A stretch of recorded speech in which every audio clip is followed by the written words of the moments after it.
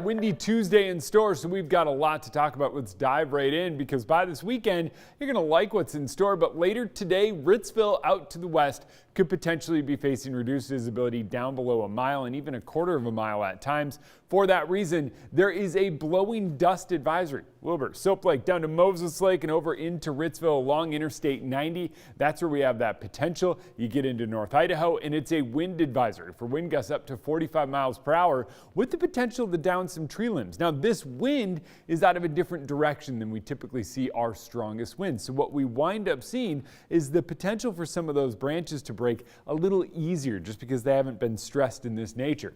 Winds 30 to 45 miles per hour today. Here in Spokane, I think we're right in the middle, right around 35 miles per hour. Tomorrow, that wind starts to die down. In the morning, 10 to 25 miles per hour. By the afternoon, 10 to 15 miles per hour. And by Thursday, things calm down. That's a bit of good news, especially considering our wind today. So, gusts to 45 miles per hour is enough to kick up blowing dust in central Washington.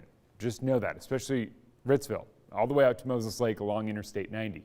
North Idaho faces the potential for tree damage. That's going to be your two biggies out of this windstorm later today. Not a full-on windstorm, but it does get a bit gusty, and with wind coming out of a different direction, the impacts are always a little bit different. Beautiful start to the day, no doubt about it. Our temperatures are hanging out in the mid to upper 30s. Wind now out of the northeast at 18 miles per hour, so it is already starting to pick up today.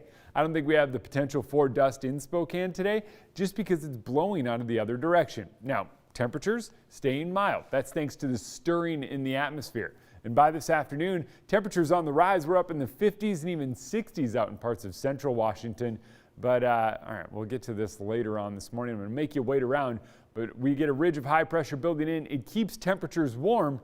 And by this weekend, we're talking the warmest temperatures so far of 2021. And Thomas Patrick said, it's a guarantee. Now, it is pretty much a guarantee, but I wouldn't get too overzealous. I really do think we do hit 70 degrees this weekend. Ooh, 70 degrees in sun? Yeah, that sounds quite nice.